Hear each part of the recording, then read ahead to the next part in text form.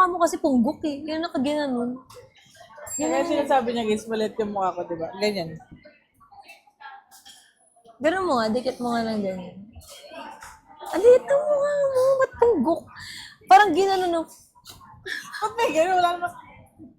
Hindi naman gumanon. Aliit. Tapos dapat kasi itaas mo para mukha namang medyo lumaki. Ayan. Ay. Ganyan mo para bagay naman yung mukha Hindi natin. pa rin.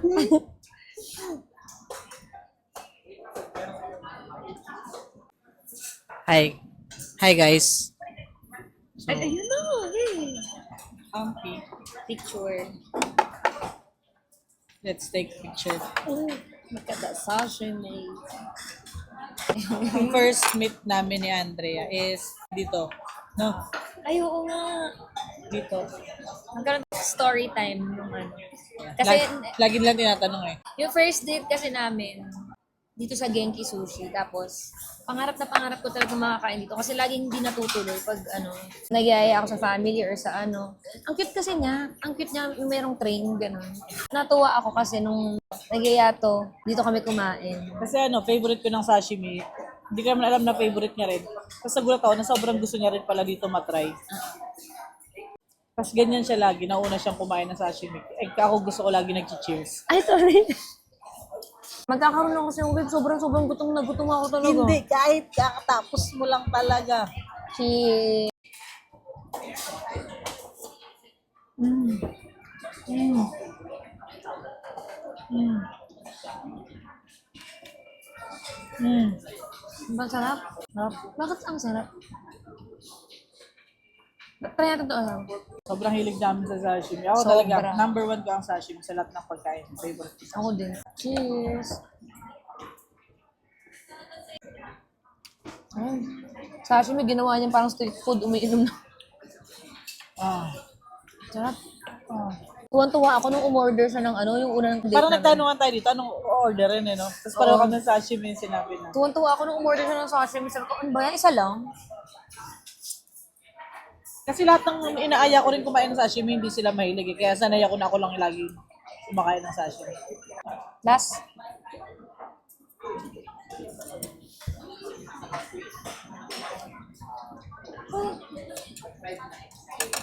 So, anong feeling na first date natin dito tapos ngayon na yun, dito na tayo.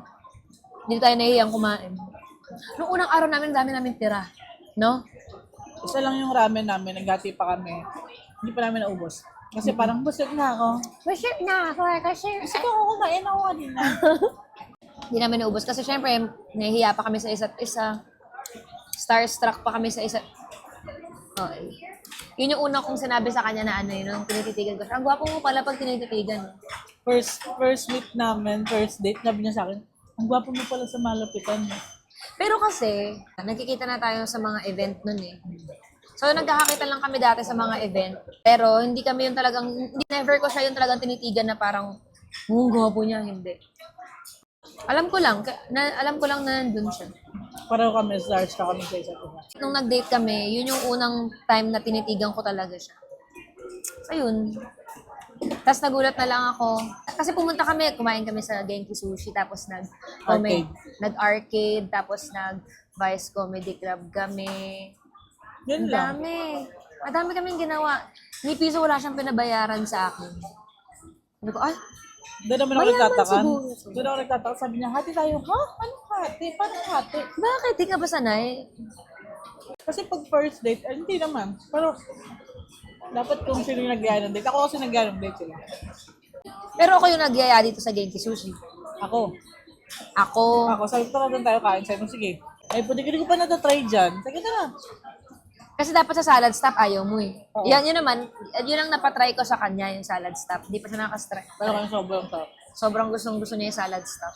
After After na nun- nag-usap, umabot kami na alas 5, alas Oo. 4. Hindi, actually, nung sa Genki Sushi, hindi pa tayo masyadong nag-usap noon. Alam mo ba, nababwisit ako sa'yo noon. Bakit?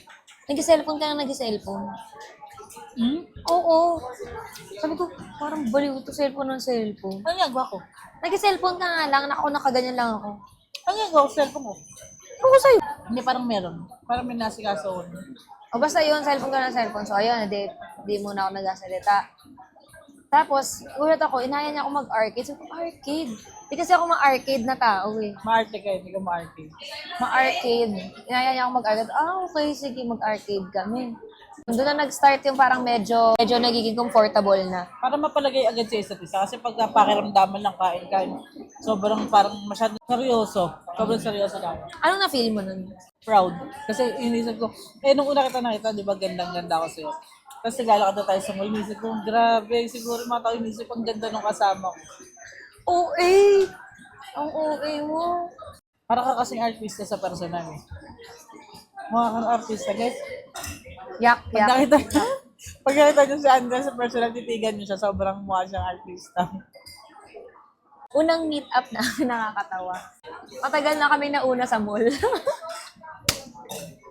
Matagal na kaming nauna sa mall. Ako, ang tagal ko na nag-park na ako. Tagal-tagal ko nang nasa, Pero ayoko muna magpakita kasi, Maiyak ko. hindi naman sa nahihiya, pero parang punta ako ng CR. Kasi kung pangit ko, gano'n ako ng gano'n sa buhok ko, tingin ako ng tingin kung okay ba yung lashes ko.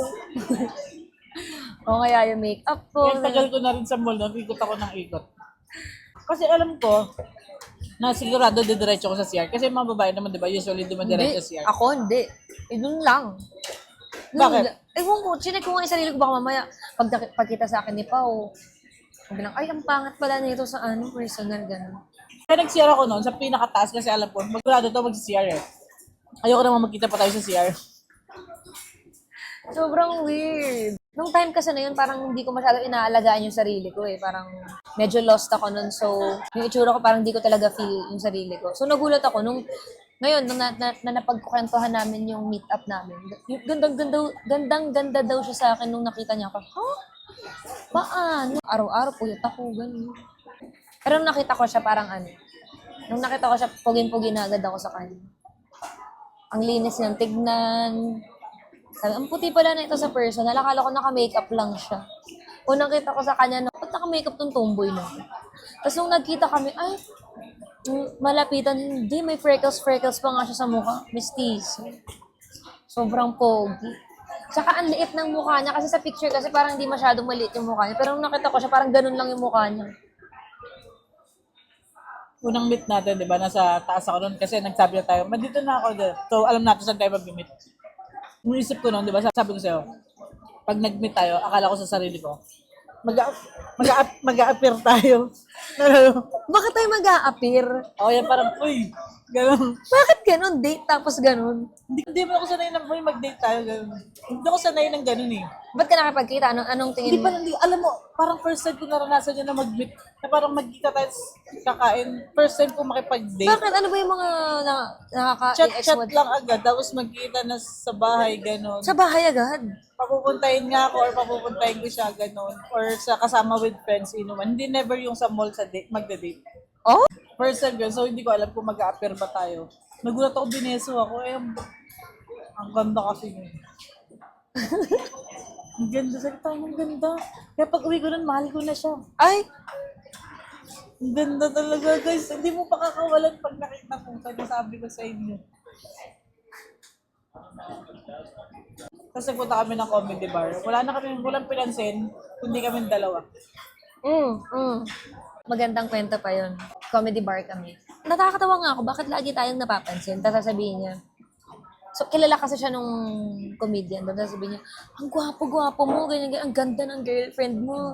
Di naman, wala pa naman Oo. pinag-usapan na magliligawan kami. O isipin mo, ano pa lang yun first, kita pa lang namin. So wala pang ligaw na ganyan, wala pang ano. Pero ang sabi sa akin, girlfriend mo na, ganyan. Girlfriend mo, ang ganda ng girlfriend mo. Sabi niya, sasagot niya, liligawan pa lang. So napaano ako sa kanya. First kita namin, sasabihin niya, liligawan niya ako in front of many people. Tapos nakatingin lang ako sa kanya, bakit ako kinilig, ate?